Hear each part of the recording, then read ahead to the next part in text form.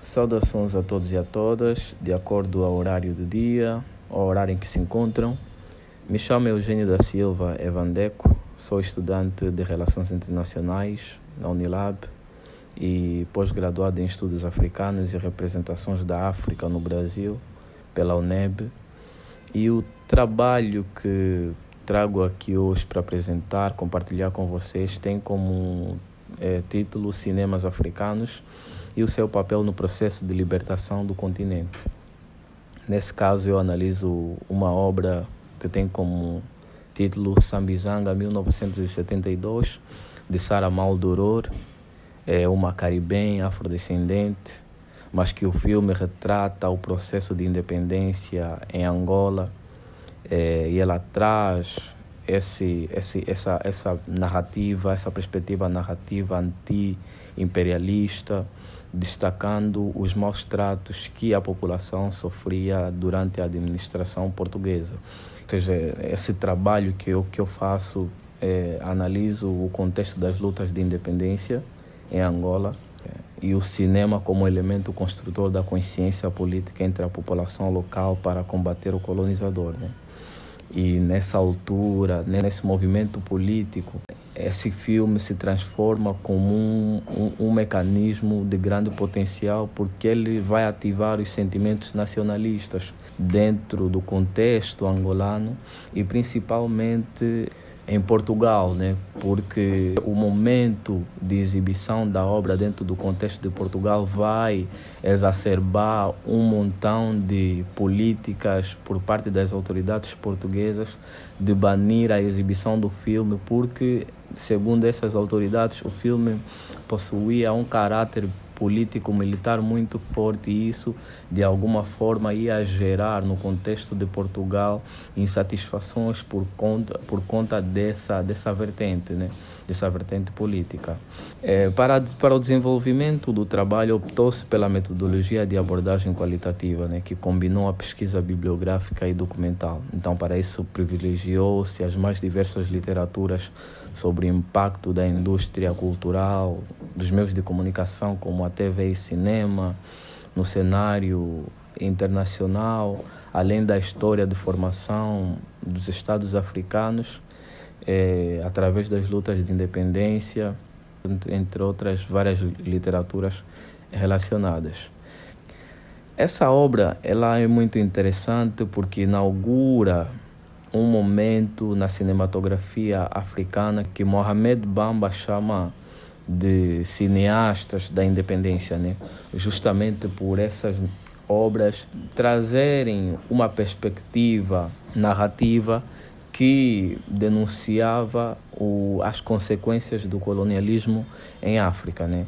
Então, Sarah Maldoror vai iniciar os cinemas africanos e vai dar uma continuidade a eles também, sendo base para futuras obras que pensavam essa vertente muito mais política da inserção de África no cenário das políticas internacionais.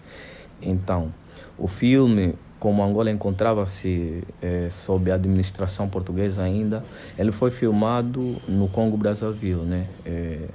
E aborda a guerra colonial do período de 1960 a 74, né?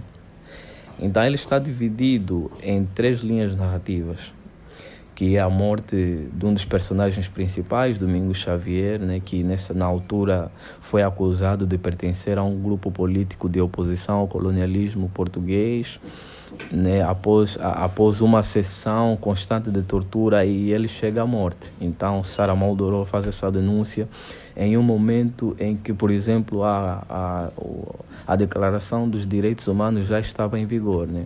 Então aí abre-se o questionamento sobre quem pertencia, né? A quem pertencia essa questão dos direitos humanos, né? Ele também aborda a busca da esposa Maria pelo marido, né, em diferentes prisões de Luanda, e nessa procura é constantemente impedida pelas autoridades portuguesas de procurar o marido. E o filme destaca principalmente a organização clandestina independentista, né, que tenta identificar onde se encontrava Domingo e salvá-lo. Então a base do filme são exatamente esses 3 pontos, mas principalmente o último, porque ele aborda a questão do desenvolvimento dos movimentos independentistas na colônia. Então, no que se refere ao cenário internacional, né, através de exibições em salas de cinema, como na Europa e nos Estados Unidos, o filme registrou algumas premiações internacionais, como o Tannic Door Festival de Cinema de Cartago.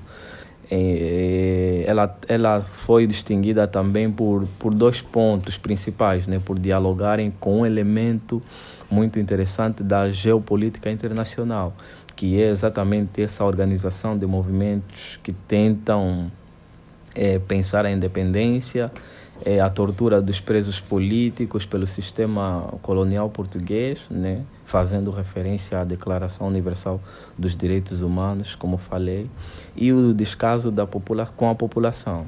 Então, ele foi exatamente registrado internacionalmente, ganhando esse impacto internacionalmente por esses 3 pontos. O título da obra, fazendo uma análise mais precisa do filme, o título da obra ele já dá à obra um caráter eminentemente político e simbólico, por fazer referência a um bairro da cidade de Luanda, Sambizanga, onde ocorreu justamente o primeiro ato de resistência armada frente aos portugueses, né? Relativamente ao MPLA, como o primeiro movimento que começou esses ataques. Então, esse ataque foi feito a uma prisão do regime colonial no dia 4 de fevereiro de 1961, e inclusive é uma data que é celebrada em Angola como o ano do início das lutas armadas. Então, isso já é uma referência muito forte para uma denúncia, para se pensar essa relação entre Portugal e Angola, né?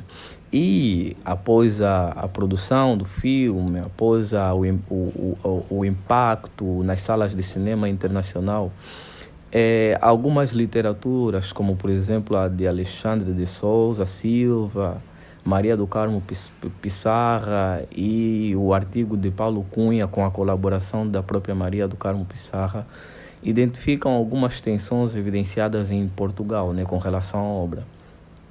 Os 3 autores que eu citei aqui, eles adiantam, por exemplo, que o filme em Portugal não foi estreado de maneira pacífica, né, após as tensões dadas pela Revolução dos Cravos em 1974.